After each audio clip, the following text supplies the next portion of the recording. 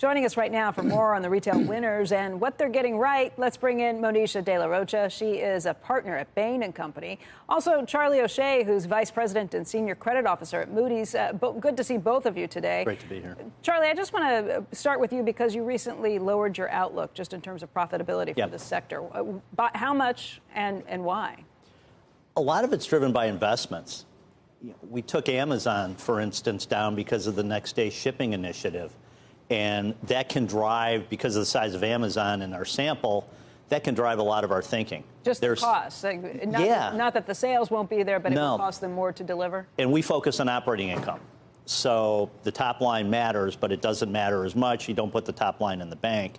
We worry about operating income. And there will be some softness on the operating income side in retail through 2020 because of some of the investments that these companies are making. And that, it's a binary game for us. Either you're making the money or you're not. If you're not making it because of investments, it's a long-term deal. It'll catch up at the end. But we have to, look forward 12 to 18 months. Is that really going to continue all the way through 2020? Because the stocks already reacted to that investment. It was pretty apparent, and that's why last quarter's sales numbers were off the charts, earnings numbers missed. But I mean, the stocks will move on the rate of change, right? So if the investment has worked through the system and it's starting to inflect the other way, 6 months ahead of time, the shares will pick up on that, right? So that's why I ask, is it all of 2020 or is it partway through 2020 when they're actually able to start getting margins to go up again? I think specific to Amazon, and I'm a fixed income analyst, but with respect to Amazon, I think the next day shipping and then the same day that they've layered on top of that recently is going to extend throughout 2020. There will be continuing costs. Amazon's going to spend $36 billion shipping this year. It's up about $8 billion from last year.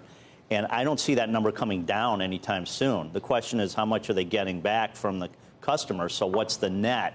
And the net's about $15 billion. Monisha, it's not just Amazon that's doing this. It's everybody else who's competing with Amazon, too. Macy's is even now promising like one-day delivery at this point. How do you kind of wade through all of this and see what's worth it, what's not?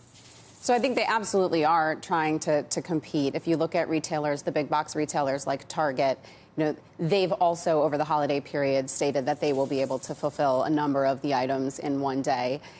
The consumer is demanding it, and sometimes the consumer is demanding it and Amazon is leading that. Sometimes they're reacting to that. But I think that for the retailers that want to be able to gain share or hold share over this season, it's an investment that they have to make and one that they'll have to hope has a long-term return as well. We have seen the stocks of the companies that have invested be the ones that are actually rewarded. Walmart, Target, Amazon, those are the stocks that people like.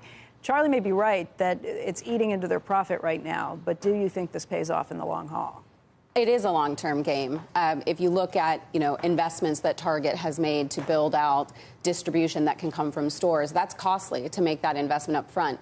But as they've freed up the cash, they can now reinvest that cash into the store, make the store experience better.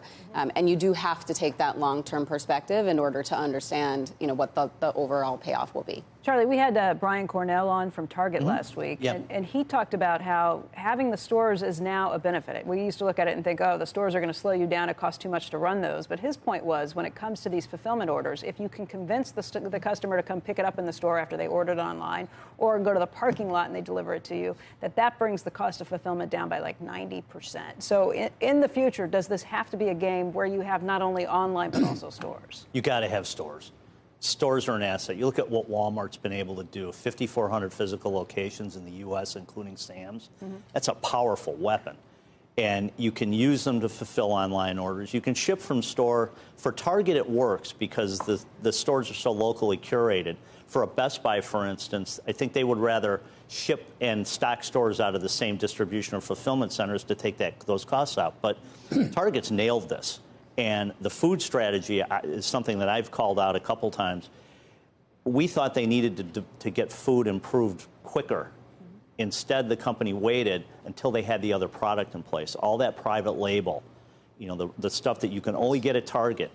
You drive the traffic with food. Now you've got the product, the higher margin stuff that you want the food shoppers to buy. So that part of the strategy is just 100% home run. Charlie, there's got to be a huge benefit from the Tax Cuts and Jobs Act for this type of investment you're talking about, right? Fulfillment centers, This is an asset you'd appreciate over a 30-year life. You lowered the top marginal tax rate from 35 to 21. That's like a 200 basis point improvement in the after-tax cost of capital. You know, that's got to be a big driver of a lot of this. The companies that can make the investments, you know, are just in a much stronger position than they were 2 years ago as a consequence of that. Absolutely. I think that, and as Becky said earlier, the companies that are thriving now are the ones that have made the investments. Walmart 3.5 years ago. Actually, 4 years. 3.5, 4 years ago. 4 years, yeah, God, time flies. I guess it was November, right, when they came in, right. And the market just erupted in the wrong way. But we had thought that was the best strategy. You have to invest. It's a long game. You cannot run a retailer for quarterly results, or you won't have many quarters left. So you've got to make these long-term investments. Your shareholders have to be patient, and your boards have to be supportive. And I think the three companies we talked about, Best Buy, Walmart, and Target, the boards all supported the CEO strategy. Right. Even when Wall Street was, with Walmart in particular, they really pressured the stock, hated everything that happened. There were billions of dollars that were lost on that announcement. But, you know, it's the right strategy. They stuck with it. Yeah. Sorry. Just really quickly, Monisha, if you need stores to survive, what does Amazon do? Does Whole Foods work? It seems to me like that kind of matchup hasn't really taken off yet. I've tried the service. It's been disappointing to this point. Amazon's trying a lot of things. You know, Whole Foods was one angle. The partnership they have with Kohl's is another angle to be able to allow consumers to come and return packages. They are building out, you know, not necessarily a consumer-facing store at scale, but they are working very hard, and a lot of the investments that they're making are to build mini fulfillment centers very close to the consumers to try to take some of those benefits and benefit from that kind of close distance, but haven't actually found sort of that key model that is consumer-facing yet to be able to replicate what a lot of these retailers that started out as stores have been able to do for years.